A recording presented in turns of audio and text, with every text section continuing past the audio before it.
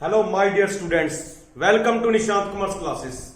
Students, आज हम बात कर रहे हैं basic accounting terms, lecture number 4, जिसमें हम बात करेंगे डेटर क्या होते हैं, बिल रिसीवेबल क्या है, क्रेडिटर क्या है और बिल पेबल क्या होते हैं। इनकी आपको पूरी डिटेल बताएंगे students. So let's start today's work. सबसे पहले बात करते हैं डेटर क्या है। The person from whom the amounts are due for goods sold or services rendered on credit basis. For example, if goods worth rupees 1 lakh are sold to Rohit on credit, here in this example Rohit is a debtor. देखिए students, अक्सर आप यह बात जानते हैं सभी, जब भी हम कोई बिजनेस करते हैं तो रेयर चांस है कि हमारी सारी की सारी ट्रांजेक्शन कैश बेस्ड पर हो। ऐसा पॉसिबल नहीं है। कोई ना कोई तो जान पहचान वाला निकल जाता है या कोई ऐसा कस्टमर हमारे पास आ जाता है जो रेगुलर हमारा कस्टमर हो और कई बार उसके पास पैसे ना हो तो हमसे उधार मांगता है। तो हमें मजबूरन उधार अपना सामान या सर्विस देनी पड़ती है, उसे थोड़ा सा टाइम देना पड़ता है कि जब आपके पास पैसे आए तब आप दे देना। तो दोस्तों, डेटर कौन है? डेटर वो व्यक्ति हैं या कोई ऐसी फर्म हो सकती है, कोई कंपनी हो सकती है जिसे हमने गुड्स सेल कर दी उधार ऑन क्रेडिट बेसिस, मतलब कैश ट्रांजेक्शन नहीं की, हमने उन्हें सामान उधार में दे दिया, क्रेडिट बेसिस पर दे दिया। या अगर हमारा काम सर्विस का है तो हमने सर्विस प्रोवाइड कर दी परंतु अभी पैसे हमें नहीं प्राप्त हुए, तो उन सभी पर्संस को या फर्म को या इंस्टीट्यूशन को हम डेटर कहेंगे। तो इसकी एक एग्जांपल बताई दोस्तों मैंने आपको। कौन सी एग्जांपल है कि मैंने आपको बताया, सपोज कीजिए हमारी फर्म ने 1 लाख रुपीस की गुड्स सोल्ड कर दी रोहित को। तो यहां पर 1 लाख कॉस्ट नहीं बता रहा दोस्तों, 1 लाख मैं आपको सेलिंग प्राइस बता रहा हूं कि हमने 1 लाख रुपए का माल बेच दिया रोहित को। तो रोहित को हम क्या कहेंगे? डेटर। अब डेटर को कहां पर शो किया जाएगा दोस्तों? इसे हम बैलेंस शीट में एसेट साइड में शो करते हैं, क्योंकि डेटर हमारी एसेट है, हमने उनसे पैसा लेना है। अब ये कौन सी एसेट है?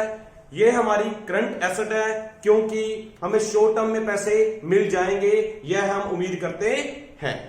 तो चलते हैं नेक्स्ट टॉपिक, बिल रिसीवेबल की ओर।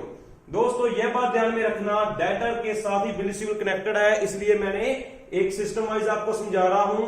बिल रिसीवेबल हम किसे कहेंगे? Bill receivable is a document. Bill receivable किसी पर्सन को नहीं कह रहे, एक ये डॉक्यूमेंट है जिसे हम अक्सर बिल ऑफ एक्सचेंज के नाम से जानते हैं। इसका फेमस जो नाम है वो है बिल ऑफ एक्सचेंज। तो बिल रिसीवेबल एक ऐसा डॉक्यूमेंट है showing the amount due from the entities, जो हमें अमाउंट शो कर रहा है कि हमने कितने कितने पैसे लेने हैं। किनसे लेने हैं? Entities other than debtors. Debtors को छोड़कर किसी और से अगर हमने पैसे लेने हैं और उससे हमने उस पर क्या किया? बिल ऑफ एक्सचेंज ले लिया उससे, मतलब हमने उस पर बिल ड्रा कर लिया और उससे एक्सेप्ट करवा लिया, तो उसको हम डेटर नहीं कहेंगे, बिल रिसीवेबल कहेंगे। क्योंकि मैंने यहां पर बता दिया कि बिल रिसीवेबल में हमने डेटर्स वाले व्यक्ति नहीं लेने जो हमारे ऑलरेडी डेटर्स बन चुके हैं। तो अब आप कंफ्यूज हो गए होंगे थोड़ा सा कि डेटर में भी मैंने आपको यह बताया कि जिनसे हमने पैसे लेने हैं, और मैं बिल रिसीवेबल में भी यह बता रहा हूं कि यह बिल है जिससे हमने किसी से पैसे लेने हैं, उस पर हमने ड्रॉ किया है और इसमें डेटर शामिल नहीं है। तो दोस्तों, आपकी ये कंफ्यूजन दूर करने के लिए मैंने देखिए एक एग्जांपल बनाई है, इमेजिनरी एग्जांपल, जिससे आपको सारा कंसेप्ट समझा सकता हूं। देखिए ध्यान से, सपोज कीजिए हमारी जो फॉर्म है, मैंने यहां पर फॉर्म शो कर दिया, उसने क्या किया? फॉर्म ने सोल्ड गुड्स ऑन क्रेडिट, सामान उधार पर बेच दिया। किससे सेल कर दिया सामान उधार पर? टू ए और बी, दो कस्टमर्स की मैंने दोस्तों एग्जांपल ली। ए को भी दिया सामान हमने उधार, बी को भी दिया।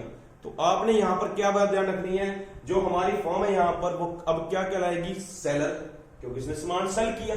तो हम कौन हुए? सेलर। और जो कस्टमर था उसे हमने क्या कह दिया? डेटर। क्यों डेटर कह दिया? ए को भी डेटर कह दिया, बी को भी डेटर कह दिया। रीजन क्या था? क्योंकि हमने उनसे पैसे लेने हैं, हमने उनको उधार सामान बेच दिया था। तो उम्मीद करता हूं यहां तक आपको ये दो बातें क्लियर होगी कि फर्म क्या है, अब सेलर और उसे हम बायर भी कहते थे, बायर भी कह सकते थे दोनों कस्टमर्स को, और डेटर्स भी कह सकते हैं। डेटर मैंने इसलिए बताया कि आपको डेटर का मीनिंग साथ साथ क्लियर होता रहेगा कि हमने इनसे पैसे लेने, ये हमारे डेटर बन गए। ए और बी हम किताबों में किस नाम से लिखेंगे, डेटर्स के नाम से एक्सरसाइज पर शो करेंगे दोस्तों। अब नई बात क्या बतानी है आपको, नई बात यह है दोस्तों, देखिए अगर यहां पर जो फर्म है अगर वो क्या करती है, बिल लिख लेती है, मैंने क्या लिखा, draw a bill of exchange. Bill of exchange proper word use किया है, अकेला बिल वर्ड क्यों नहीं यूज किया, क्योंकि आप नॉर्मल बिल को समझ लेंगे यहां पर बिल, तो बिल यहां पर डिफरेंट है। जो आप सामान खरीदते समय बिल लेते हैं उसे यहां पर बिल नहीं कहा गया, वो नॉर्मल बिल होता है। मैं यहां पर प्रॉपर वर्ड यूज कर रहा हूं, बिल ऑफ एक्सचेंज। इसको डिटेल में आगे बताऊंगा, इस पर पूरा एक चैप्टर भी है दोस्तों। तो draw bill of exchange on B, अगर फर्म ने, बी व्यक्ति की गल कर रहा हूं, अभी ए को हमने इग्नोर कर दिया यहां पर, क्यों, ए हमारा डेटर ही है, सिर्फ बी की एग्जांपल लेते हैं। अगर फर्म ने बी जो डेटर था उस पर बिल ऑफ एक्सचेंज लिख लिया, तो अब फर्म का रोल क्या होगा, फर्म को हम क्या कहेंगे, ड्रायर। अब ड्रायर कौन है, जिसने बिल लिखा, हु राइट द बिल और हु मेक द बिल, उसे क्या कहेंगे, ड्रायर। बार बार बता रहा हूं स्टूडेंट्स, यह बात ध्यान में रखनी है, यहां पर बिल ऑफ एक्सचेंज की बात हो रही है। जो नॉर्मल बिल है उसको आपने नहीं कंसीडर करना, वो बिल यहां पर यूज नहीं कर रहा मैं यहां पर bill of exchange word use कर रहा हूं। इसका कंसेप्ट थोड़ी देर में ही आपको पूरी डिटेल में बताऊंगा। तो यहां पर जब फर्म बिल लिख लेती है तो उसे क्या कहेंगे, ड्रायर, और जिस पर बिल लिखा गया उसे क्या कहेंगे, ड्राई। तो यहां पर अब ये ड्रायर बन गया, ये क्या बन गए, ड्राई। तो अब बता दूं इस केस में क्या होगा, अगर यहां पर बी पर बिल लिख लिया हमने, तो ए तो हमारी किताबों में डेटर के नाम से ही शो होगा, परंतु बी जो डेटर था अब वो डेटर के नाम से शो नहीं होगा, अब वो बिल रिसीवेबल की कैटेगरी में आ जाएगा। तो मैंने आपको बताया बिल रिसीवेबल और डेटर दोनों डिफरेंट रख रहे हैं। अगर दोनों को कंबाइन करना चाहें तो हम नया नाम यूज करेंगे, उसका नाम क्या होगा, ट्रेड रिसीवेबल। अगर हम डेटर और बिल रिसीवेबल का एक ही हेड में शो करना चाहते हैं अमाउंट, तो हम लिखेंगे ट्रेड रिसीवेबल। तो यहां पर फिलहाल अलग अलग एग्जांपल दे रहा हूं। तो जो ए है वो डेटर कहलाएगा, बी अब डेटर नहीं रहेगा क्योंकि वो डेटर किस में कन्वर्ट हो गया, बिल में। तो उससे हमने बिल ड्रा कर लिया, तो उसने बिल एक्सेप्ट कर लिया। अगर उसने हमारा बिल एक्सेप्ट किया है तो वो अब बिल ऑफ एक्सचेंज के अंदर आ गया, बिल रिसीवेबल हेडिंग के अंदर उसकी अमाउंट शो करेंगे कि उससे कितने पैसे लेने थे। पहले डेटर शो कर रहे थे, अब बिल रिसीवेबल में कन्वर्ट कर देंगे। तो दोस्तों आगे अब मैं आपको इस चीज को पूरा डिटेल में बताने जा रहा हूं, यह सिस्टम पूरा क्या होता है बिल ऑफ एक्सचेंज का, यानी बिल ऑफ एक्सचेंज जो आपका मन का डाउट है कि बिल ऑफ एक्सचेंज होता क्या है, बिल रिसीवेबल में बार बार वर्ड यूज कर रहा हूं, उसका मीनिंग क्या है, ये प्रॉपर आपको पूरा लेक्चर देने जा रहा हूं। स्टूडेंट्स अब हम बात करेंगे बिल ऑफ एक्सचेंज यानी बिल रिसीवेबल के कंसेप्ट को आपको पूरी डिटेल में बताते हैं इसके रिगार्डिंग, जिससे आपको बिल रिसीवेबल को समझने में दिक्कत ना आए, क्योंकि आप बिल को नहीं समझ पा रहे थे कि बिल कौन से बिल की बात हो रही है, इसलिए मैं चाहता था कि आपको पूरी डिटेल में बताया जाए। So let's discuss bill of exchange क्या है। स्टूडेंट्स देखिए, रिटन डॉक्यूमेंट, तो पहली बात जो आपने ध्यान रखनी, ये एक रिटन में होता है, हमेशा राइटिंग में होगा, एक लिखती दस्तावेज है।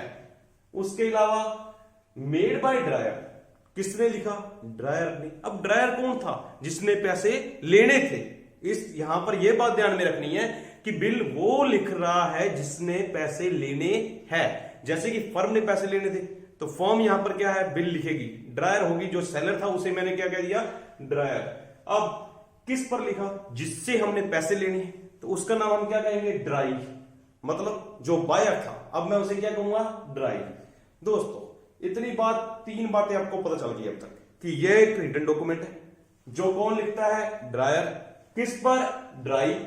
अब नेक्स्ट बात क्या है, इसमें क्या लिखा जाता है, होता क्या है इसमें, विच कंटेन्स अनकंडीशनल ऑर्डर, जिसमें अनकंडीशनल ऑर्डर किया जाता है ड्रायर के द्वारा।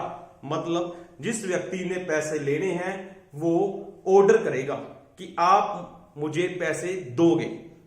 अब वो जो ऑर्डर करेगा वो बिना शर्त के होना चाहिए, उसमें किसी भी तरह की कोई कंडीशन नहीं होनी चाहिए। अब वो ऑर्डर किसे करेगा, सर्टेन पर्सन, यानी जिस व्यक्ति से पैसे लेंगे उसका नाम लिखेगा प्रॉपर कि I order to pay to sum of ₹1 lakh to A, B को कह रहा है कि मैं आपको ऑर्डर कर रहा हूं, हुक्म दे रहा हूं कि आपने 1,00,000 रुपया मुझे वापस करना है। देखिए दोस्तों, ऐसा क्यों?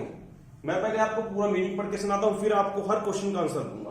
पहले क्या बना? It is a written document made by drawer on drawee which contains unconditional order to pay a certain sum of money within a certain period. इसमें मैंने क्या बताया कि एक रिटन डॉक्यूमेंट था, ड्रायर ने लिखा था ड्राई पर, जिसमें उसने अनकंडीशनल ऑर्डर किया, बिना शर्त के हुक्म दिया कि आपने एक निश्चित अमाउंट पे करनी है निश्चित टाइम के बाद। अब ये सर्टेन अमाउंट क्या है? यहां तक तो आपको सब क्लियर हो गया। यहां पर ये सर्टेन अमाउंट या सर्टेन पीरियड क्या मीनिंग है इनका?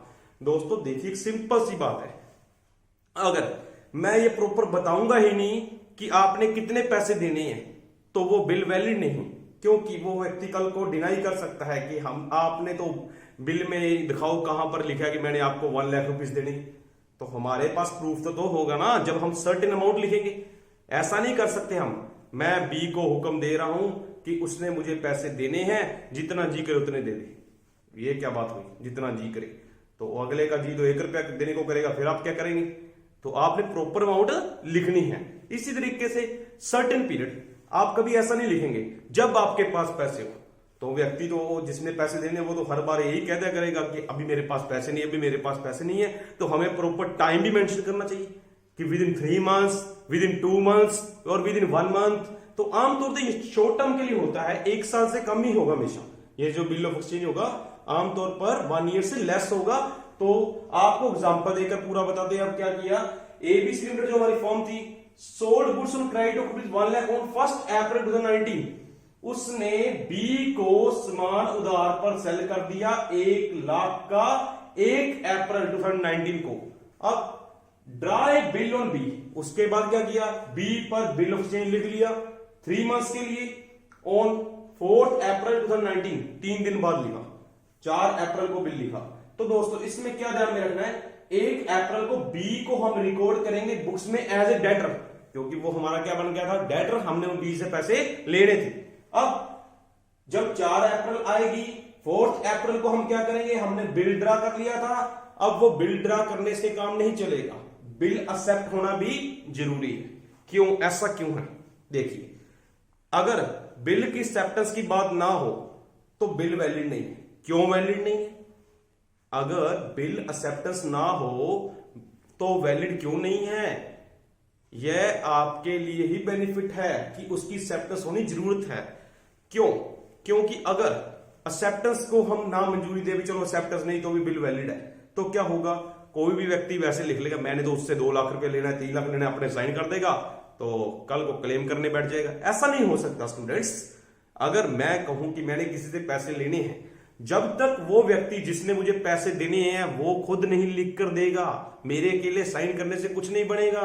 मतलब इस बिल में ए व्यक्ति हमारी फॉर्म तो साइन करेगी कि मैंने पैसे लेने हैं, जिससे लेने हैं बी ने उसके भी साइन होंगे, वो भी एग्री करेगा कि मैं आपको पैसे दूंगा, तो ये पक्का वैलिड बिल बनेगा। कल मेरे साइन करने से या हमारी फॉर्म के साइन करने से बिल वैलिड नहीं बनेगा। तो दोनों पार्टीज के क्या होना चाहिए? साइन होना चाहिए, प्रॉपर स्टैंप लगी होनी चाहिए, स्टैंप लगानी भी जरूरी है, डेट भी मेंशन होनी चाहिए स्टूडेंट्स। ये सब बातें आपने ध्यान में रखनी होती है। तो जब बिल एक्सेप्ट हो जाएगा बी के द्वारा तो क्या होगा? इसे हम किताबों में अब बिल रिसीवर हेडिंग के अंदर शो करेंगे। पहले किस हेडिंग में था? डेटर्स में। अब क्योंकि पहले वो डेटर के नाम से जाना जाता था, अब हमने बिल ही ड्रा कर लिया तो हम बिल रिसीवर कैटेगरी के अंदर शो कर देंगे, डेटर से निकाल देंगे। तो and remove from the list of debtors.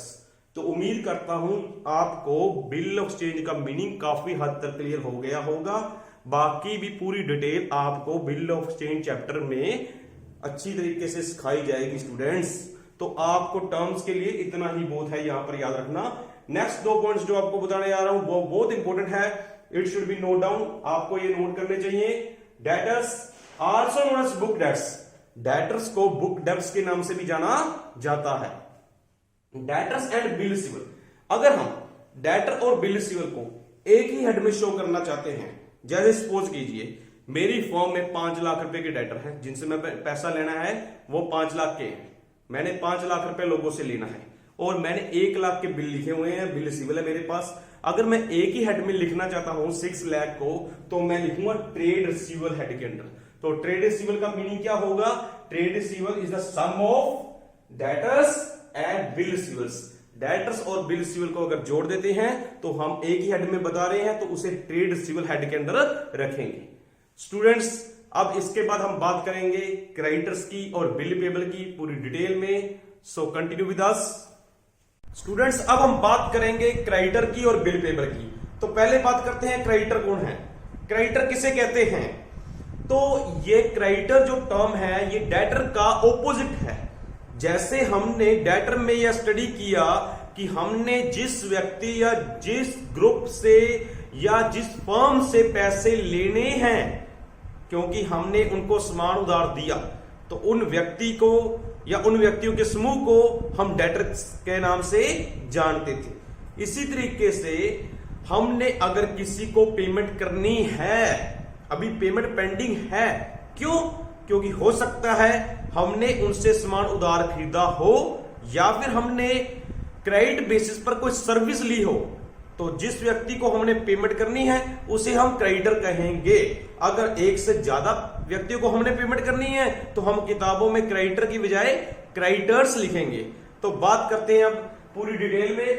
Creditor is that person or firm from whom goods have been purchased or services taken on credit. या तो हमने सामान उधार पे खरीदा है या हमने सर्विस ली है क्रेडिट बेसिस पर, और हमारी जो अमाउंट है वो अभी पेएबल है, हमने पे करनी है। जिस व्यक्ति को करनी है उसे हम क्रेडिटर का नाम देंगे। अब एक एग्जांपल के थ्रू समझते हैं students. For example, goods worth ₹2 lakh are purchased on credit from Mohan. In this example Mohan is a creditor. देखिए, सपोज कीजिए हमारी फर्म ने, मोहन एक सप्लायर था, उससे 2 लाख रुपए का सामान उधार ले लिया, तो अब हम किताबों में, बुक्स में मोहन को एज ए क्रेडिटर शो करेंगे कि हमने मोहन को पैसे देने हैं। तो ये कहां पर आएगा दोस्तों? बैलेंस शीट में लायबिलिटी साइड पर क्रेडिटर को शो किया जाता है। ये करंट लायबिलिटी है। ये करंट लायबिलिटी क्यों है? क्योंकि हमने शॉर्ट टर्म में पे करनी होती है, विद इन 1 ईयर हम ये लायबिलिटी पे कर देते हैं। अब बातें करते हैं नेक्स्ट पॉइंट की और बिल पेबल की। बिल पेबल क्या होता है स्टूडेंट्स? इसको समझने के लिए बिल रिसीवेबल के कंसेप्ट को दोबारा ले आए दिमाग में, उसके बाद ये आसानी से समझ आएगा। बिल रिसीवेबल में हमने क्या पढ़ा था कि वो एक रिटन डॉक्यूमेंट है, तो बिल पेबल भी क्या है? Written document. बिल रिसीवेबल में क्या था? जिस व्यक्ति ने पैसे लेने थे उसने वो बिल ड्रा किया और दूसरे व्यक्ति ने क्या किया था? Bill accept. यहां पर क्या है? जिस व्यक्ति ने बिल एक्सेप्ट किया कि मैंने आपको पैसे देने हैं, वो एक्सेप्ट करने वाला जो व्यक्ति है उसके लिए वो बिल क्या है? Bill payable. जबकि जिस व्यक्ति ने पैसे लेने थे उसके लिए वो बिल रिसीवेबल था, जिसने पैसे देने हैं उसके लिए वो क्या है? Bill payable. अब इसकी डिटेल में बात करते हैं। It refers to bill of exchange. यह भी बिल ऑफ एक्सचेंज है, एक्सेप्टेड बाय द पर्सन, जो कि किसी पर्सन ने एक्सेप्ट कर लिया, who has purchased goods on credit. कौन एक्सेप्ट करता है? जिसने कोई सामान उधार में लिया या कोई सर्विस ली क्रेडिट बेसिस पर, वो एक्सेप्ट करेगा। वो साइन करके ये बात की गारंटी देगा कि मैंने आपको इतने निश्चित समय में इतनी निश्चित अमाउंट आपको पे करनी है। तो दोस्तों, उम्मीद करता हूं आप ये दोनों टर्म्स अच्छे तरीके से समझ गए होंगे, क्योंकि जस्ट मैंने क्या किया? रिवर्स किया, ऑपोजिट किया। डेटर का ऑपोजिट क्या बन गया? क्रेडिटर। डेटर में पैसे लेने थे, क्रेडिटर कौन था? वो व्यक्ति जिसको पैसे देने हैं। डेटर वो व्यक्ति जिससे पैसे लेने, क्रेडिटर वो व्यक्ति जिसको पैसे देने हैं। बिल रिसीवेबल क्या था? वो व्यक्ति लिखता था जिसने पैसे लेने हैं, उसके लिए वो डॉक्यूमेंट को क्या कहते थे? बिल ऑफ एक्सचेंज को बिल रिसीवेबल का नाम देते थे। यहां पर बिल पेबल क्या है? जिस व्यक्ति ने पेमेंट करनी है उसके लिए वो बिल ऑफ एक्सचेंज क्या कहलाएगा? Bill payable. ये उसकी क्या होगी? लायबिलिटी। बिल रिसीवेबल क्या थी? एसेट। डेटर क्या थे? एसेट। क्रेडिटर क्या है? लायबिलिटी। तो जस्ट ऑपोजिट करना है आपने। लास्ट में भी सेम बात, क्रेडिटर एंड बिल पेबल। अगर हमने इकट्ठे बात करनी है क्रेडिटर और बिल पेबल की, एक ही हेड में बताना है, तो दोस्तों हम लिखेंगे ट्रेड पेबल में। जैसे सपोज कीजिए हमारी फर्म ने 5 लाख रुपया पे करना है जिनसे हमने सामान उधार खरीदा, जिनको हम सप्लायर कहते हैं, तो वो 5 लाख के हम क्या कहेंगे, क्रेडिटर्स। और हमने 2 लाख के बिल एक्सेप्ट किए हुए हैं जिनको हमने पेमेंट करनी है, वो बिल पेबल हो गए। तो टोटल जो अमाउंट होगी वो होगी 7 लाख। अगर मैं 7 लाख को एक ही हेड में बताऊंगा तो वो कौन से हेड में लिखूंगा, ट्रेड पेबल के अंडर शो करूंगा कि 7 लाख हमारी फर्म की करंट लायबिलिटी है। तो उम्मीद करते हैं दोस्तों आज की ये वीडियो में आपने जो बेसिक 4 टर्म सीखी, debtors, bill receivers, creditors, bill payables, और इनको मिलाकर बता दिया कि ट्रेड रिसीवेबल क्या होते हैं, ट्रेड पेबल क्या होते हैं, तो आपने जरूर ये चीजें सीखी होंगी और आप इस वीडियो को अधिक से अधिक शेयर करेंगे। Thanks for watching the video.